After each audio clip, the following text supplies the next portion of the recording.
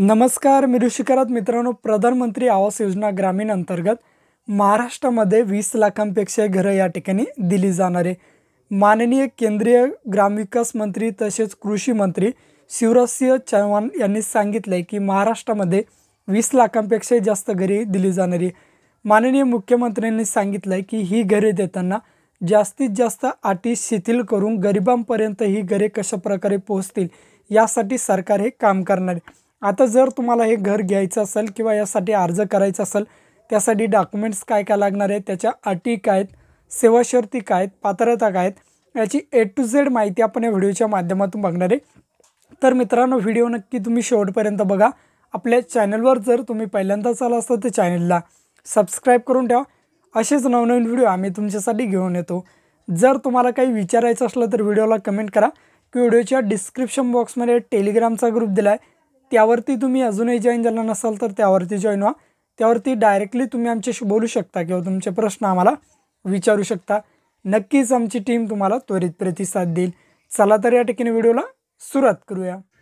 तर मित्रांनो, या ठिकाणी अपडेट काय आहे, तर सर्वात महत्त्वाची अपडेटमध्ये प्रधानमंत्री आवास योजनेत सन 2024-25 म्हणजे येणाऱ्या वर्षामध्ये महाराष्ट्राला 19,66,767 घरांना मंजुरी देण्यात आलेली आहे. तसेच प्रधानमंत्री जनमन योजनेत 40,000 घरं म्हणजे जवळपास महाराष्ट्राला 20 लाखांपेक्षा जास्त घरे या ठिकाणी बांधण्यासाठी देण्यात आलेले.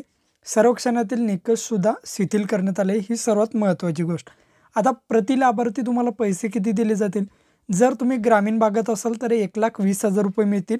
जर तुम्ही डोंगरी भागात असाल तर 1,30,000 रुपये मिळतील. लाभार्थीचं निवड कशी होईल तर ग्रामसभेद्वारे. आता लाभार्थी निवड प्रक्रिया सामाजिक आर्थिक जात सर्वेक्षण सन 2019मधून उपलब्ध झालेल्या प्राधान्यक्रम यादीची माहिती आवास सॉफ्ट योजनेवर उपलब्ध आहे वेबसाईटवरती. सदर याद्या ग्रामसभेपुढे ठेवून पात्र लाभार्थीची निवड करण्यात येईल. प्राधान्यक्रम यादी बेघर, एक खोली लाभार्थी असेल किंवा खोली लाभार्थी याप्रमाणे निश्चित केलेली आहे.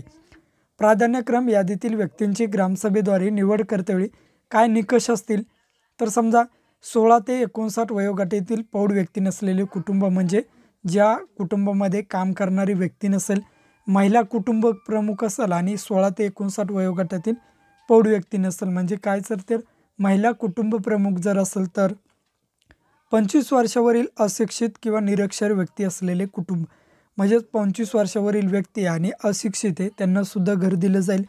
अपंग व्यक्ती असेल जे शारीरिकदृष्ट्या सक्षम नसेल त्यांनासुद्धा घर दिलं जाईल. भूमिहीन कुटुंब ज्यांची उत्पन्नाचा स्रोत मोलमजुरी म्हणजे ज्यांना शेती नाही आहे त्यांनासुद्धा या ठिकाणी आता घर दिलं जाणार आहे. सदरील गुणांकनाच्या आधारे ग्रामसभा यादी तयार करतील. अशा प्रकारे गुणांच्या आधारे प्राधान्यक्रम दिला जाईल. जर तुम्ही यामध्ये बसत असाल तर तुम्हाला हे घरं दिले जातील आणि नंतर तुमची कागदपत्रे असेल ज्या कॅटेगरीमधून तुम्ही अर्ज करायचा आहे त्यासाठी तुम्हाला त्या कॅटेगरी कास्ट सर्टिफिकेट लागेल. अर्ज कसं करायचं आहे? ग्रामपंचायत किंवा पंचायत समितीमार्फत अर्ज